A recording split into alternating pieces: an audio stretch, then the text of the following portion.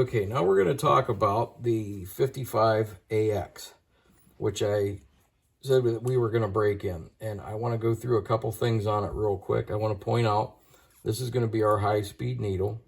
This is our low-speed needle. OS recommends that this low-speed needle right here be flush to the outer housing of the carburetor.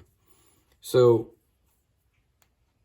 we're going to start there. That's going to be our reference. We're going to run it a bit, and we'll see if it needs to go in or out. And again, I'll point through why we're going to move it. If we do move it, it may be set perfectly. A couple things with this OS engine. It is an ABL, which is an aluminum piston with a brass layered liner. It's got double layers of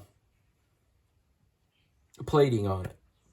Also, the piston is tapered, or the bore is tapered. And they give you this little illustration here. And it shows that it's an exaggerated thing, but you can see the taper at the top. When the engine is cold, that piston will be extremely tight at the top, and so tight that it will actually lock up. Next, as the engine gets hot and it expands, that actually opens a bit. And that's what they're illustrating here at the with this diagram. And you'll see if I rotate this piston on its upward stroke, it's starting to get tight. It's to the point now I can't turn it. This is perfectly normal. This is actually a good thing. The other thing I'm often asked is what this little cable is for that comes with the OS. And it comes with this little knurled knob, and you put this in here, and you can take this and tighten this down onto that piece of cable, and it goes into the end of your high mixture screw, which when you turn that, you know, you can fit it in a cowl, you can reach down. It puts it a little further back. I occasionally use them if I have a cowl that, you know, it's difficult to get down into. I'll put a little hole through, and I'll use that to set the high speed.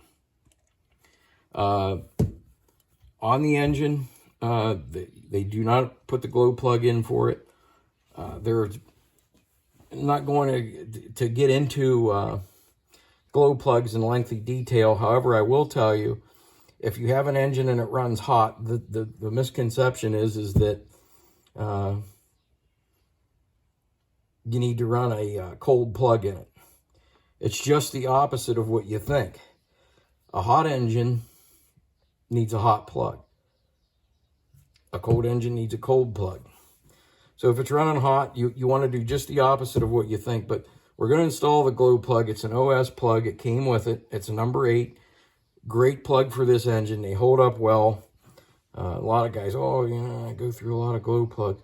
You should never go through a lot of glow plugs. It should be a rare occasion that a glow plug goes bad. You want to install a copper washer. You want to get that started by hand. I'm having a tough time with this one.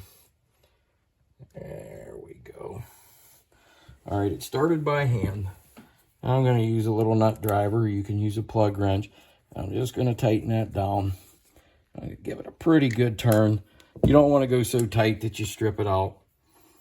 And breaking in an engine is one of the most important things that you'll do with it. It's going to determine its longevity. It's very important that you do it properly. OS does not recommend a long, lengthy break-in for this engine, and I don't feel it needs one. We're going to put the propeller on it. We're going to use an 11.7. They recommend prop range on this from 11.6 to a 13.6. 11.7, for break-in, they're not really giving you a specific recommended prop. A lot of places do, and the reason they do that is if you have too light of a load prop on it, say, for example, I would put a 11.6 on here. I might have the tendency to over-rev it, which is not good for the engine when it's new. If I put too big of a prop on it, like a 13.6, it could load the engine down to the point where it's heating up. We want to avoid this engine getting extremely hot. because of its nature, because it's an ABL, I'm not going to run it at a really sloppy, rich setting like some guys would tell you to do with the old ringed engines. And it is important on the old ringed engines you do them that way.